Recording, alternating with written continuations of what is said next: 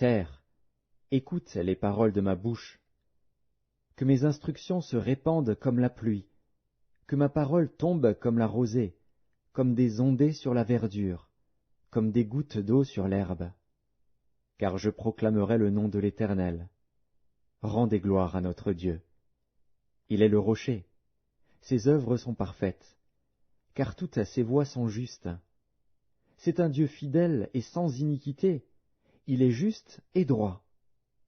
S'ils se sont corrompus, à lui n'est point la faute. La honte est à ses enfants, race fausse et perverse. Est-ce l'Éternel que vous en rendrez responsable, peuple insensé et dépourvu de sagesse? N'est-il pas ton Père, ton Créateur? N'est-ce pas lui qui t'a formé et qui t'a affermi? Rappelle à ton souvenir les anciens jours. Passe en revue les années, génération par génération. Interroge ton père, et il te l'apprendra, tes vieillards, et ils te le diront. Quand le Très-Haut donna un héritage aux nations, quand il sépara les enfants des hommes, il fixa les limites des peuples, d'après le nombre des enfants d'Israël, car la portion de l'Éternel, c'est son peuple. Jacob est la part de son héritage. Il l'a trouvé dans une contrée déserte, dans une solitude aux effroyables hurlements. Il l'a entouré, il en a pris soin. Il l'a gardé comme la prunelle de son œil, pareil à l'aigle qui éveille sa couvée, voltige sur ses petits, déploie ses ailes, les prend, les porte sur ses plumes. L'Éternel seul a conduit son peuple, et il n'y avait avec lui aucun dieu étranger.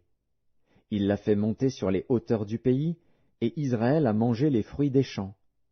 Il lui a fait sucer le miel du rocher, l'huile qui sort du rocher le plus dur, la crème des vaches et le lait des brebis, avec la graisse des agneaux, des béliers de Basan et des boucs, avec la fleur du froment. Et tu as bu le sang du raisin, le vin. Israël est devenu gras, et il a regimbé. Tu es devenu gras, épais et replet.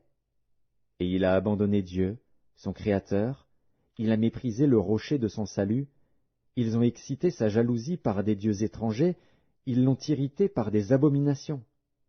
Ils ont sacrifié à des idoles qui ne sont pas dieux, à des dieux qu'ils ne connaissaient point, nouveaux, venus depuis peu, et que vos pères n'avaient pas craint.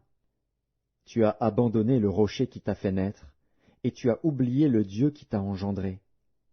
L'Éternel l'a vu, et il a été irrité, indigné contre ses fils et ses filles. Il a dit, je leur cacherai ma face, je verrai quelle sera leur fin. Car c'est une race perverse, ce sont des enfants infidèles. Ils ont excité ma jalousie par ce qui n'est point Dieu, ils m'ont irrité par leurs vaines idoles, et moi, j'exciterai leur jalousie par ce qui n'est point un peuple, je les irrite